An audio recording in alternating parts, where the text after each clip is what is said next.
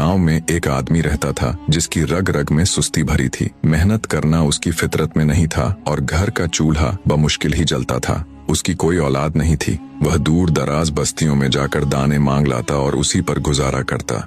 एक दिन घर में पकाने के लिए कुछ नहीं था। पत्नी भूख से निढाल थी। उसने गुस्से से कहा, जाओ किसी बस्ती से कुछ मांग कर लाओ, आज घर में पकाने को एक दाना भी नहीं है। यह सुनकर वह आदमी गुस्से में बड़बड़ाता हुआ एक खाली बोरी उठाकर घर से निकल पड़ा। गर्मी की शिद्दत से जमीन तप रही थी। चलते चलते वह एक तालाब के किनारे पहुंचा। उसने सोचा कि यहाँ कुछ देर आराम कर लूं, जब दिन ढलेगा तभी आगे बढ़ूंगा। ये सोचकर वह वहीं तालाब के किनारे लेट गया। अभी उसकी आंख लगी ही थी कि पास ही पेड़ पर बैठे पक्षी जोर जोर से चिल्लाने लगे। उसने आंखें मलते हुए पेड़ की तरफ देखा तो उसकी रूह कांप गई। एक बेहद खौफनाक जहरीला सांप फूंकारता हुआ पेड़ से नीचे उतर रहा था। उस सांप को देखकर उसके दिल में एक भीषण ख्याल आया कि रोज रोज के तानों और मांगने की जिल्लत से बेहतर है कि आज अपनी पत्नी का ही किस्सा तमाम कर दूं। मैं इस सांप को बोरी में बंद करके ले जाता हूँ और उससे कहूंगा कि दाने लाया हूँ। वह जैसे ही बोरी में हाथ डालेगी, यह नाग उसे डसेगा, वह तड़प कर मर जाएगी और मेरी हमेशा के लिए जान छूट जाएगी। उसने बड़ी होशियारी से बोरी का मुंह खोला। सांप सीधा बोरी में चला गया और उसने फौरन बोरी बंद कर दी। वह बोरी उठाकर घर पहुंचा। पत्नी घर के कामों में मसरूफ थी। उसने बोरी आंगन में रखी और जोर से बोला, मैं दाने ले आया हूँ, जल्दी से रोटी पकाओ, मैं अभी आता हूँ।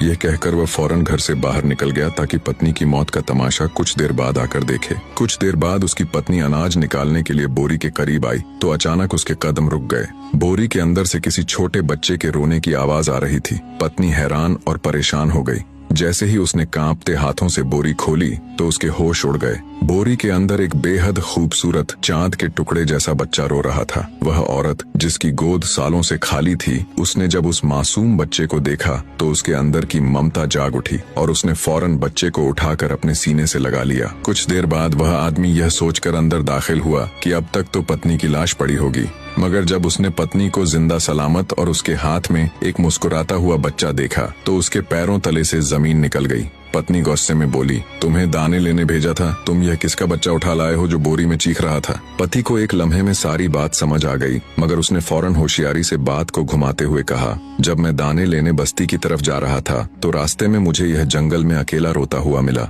मुझे उस मासूम पर बड़ा तरस आया। मैंने सोचा हमारी कोई औलाद तो है नहीं, इसलिए क्यों न इसे अपने साथ घर ले चलूं ताकि हम इसे अपना लें। ये सुनकर पत्नी बेहद खुश हुई। उसने अपने पति को दुआएं दी और यूं उन दोनों ने खुशी खुशी उस बच्चे को अपनी औलाद के तौर पर कबूल कर लिया। समय गुजरता गया। वह पति पत्नी उस बच्चे की परवरिश करते रहे और वह बच्चा बड़ा होकर एक सुंदर और मेहनती नौजवान बन गया। एक दिन वह तालाब के किनारे लकड़ियां काट रहा था। उसी समय शहर की राजकुमारी, जो अपने सुंदरता और पद